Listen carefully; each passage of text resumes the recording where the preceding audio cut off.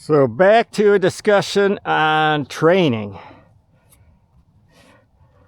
So how do you know how fast to do your training runs? How much effort?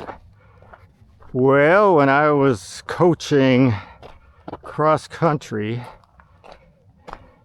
it was all pace-based, and the paces for a particular runner were derived from doing a time trial or from their last race. And depending upon the workout, whether they were doing intervals or a longer tempo type run, it was based, the actual pace they ran was based upon their capabilities and what their goals were, their capabilities defined by their last race or a time trial. Now, way back in the early 80s, Polar came up with a heart rate monitor. And up until that time, the only way to, when you're training, to measure your heart rate was to check your pulse and count the number of times your heart beat in 10 seconds, and then multiply by 6 or 15 seconds, how many beats you get. And it was usually just to see if you were recovered after an interval. It wasn't, heart rate was not determined, or was not a determining factor on the actual pace you're training at. And so the heart rate monitor made it easy to measure heart rate. But it was kind of a solution looking for a problem, because heart rate is not a direct measurement of how fast you're going or level of effort. Running is measured in time and distance. You don't get rewarded for what your heart rate is. The person with the highest heart rate, they win, or the person with the lowest heart rate, they win. It doesn't work. It doesn't work that way.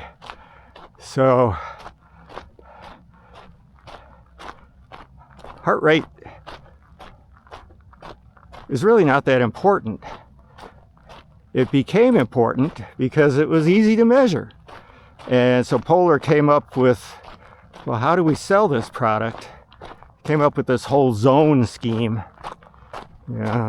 First there was just 3 zones, and then 5 zones, and I don't know what they're up to now, 7 different zones. But it's pretty contrived, and heart rate is very fickle. It's not a direct measurement of your level of effort. There's so many different factors that affect one's heart rate. And the heart, it's not the engine. The heart is the fuel pump. The fuel being oxygenated blood. So if you have a healthy heart, your heart is not the limiting factor in your running ability. The limiting factor being your true engine, which is your muscles. Again, the heart is just the fuel pump. If your heart's healthy, it's not what's limiting your running ability.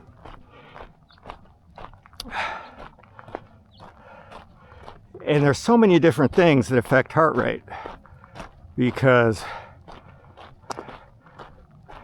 your heart rate's going to be very different whether you had a good night's sleep, what you ate, your emotional state, your mental state, the weather. So when it's hot, your heart has to work harder to not only supply fuel to the muscles, but to supply blood to the peripheral capillaries for cooling. So in warm weather, your heart rate's going to be much higher for the same level of effort. And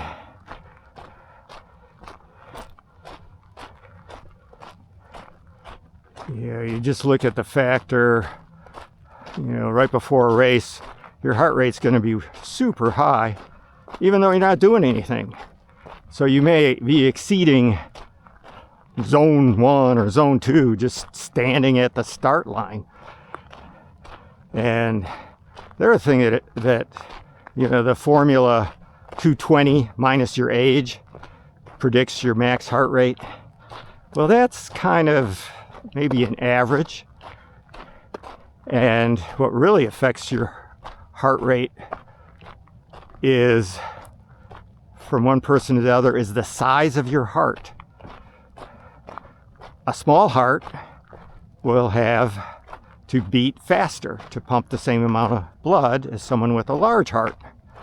So I've seen people that, even though they're in their 70s, they have a max heart rate of up around 200, when really their max heart rate should be around 150. But that's, again, just an average.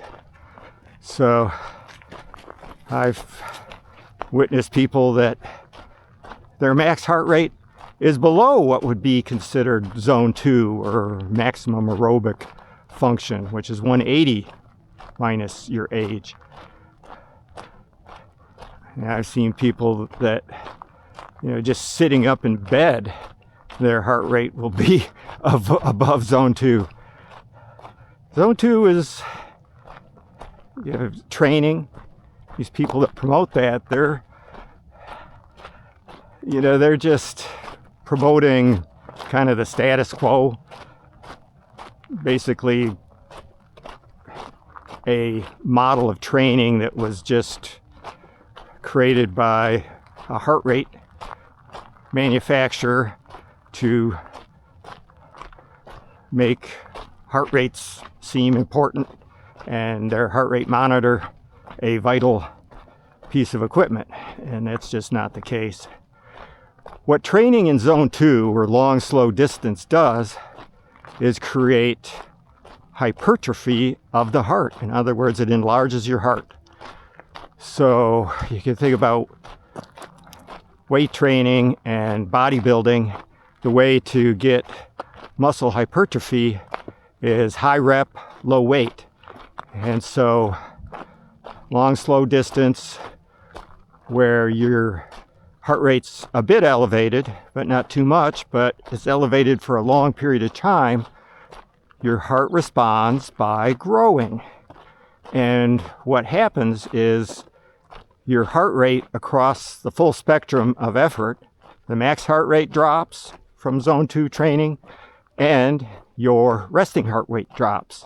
And people say, oh, I got a low resting heart rate, I'm in really good shape. Well, that's a myth. You're not in better shape. You just have a bigger heart, and the heart beats slower. So zone 2, really, it's not a good training methodology. It creates enlarged heart, doesn't create fitness, doesn't make you a better runner, a fastest runner. And all those miles and hours pounding away can lead to overuse injuries. So after 50 some odd years, I think it's caused more harm than good. Yeah, we'll end it here.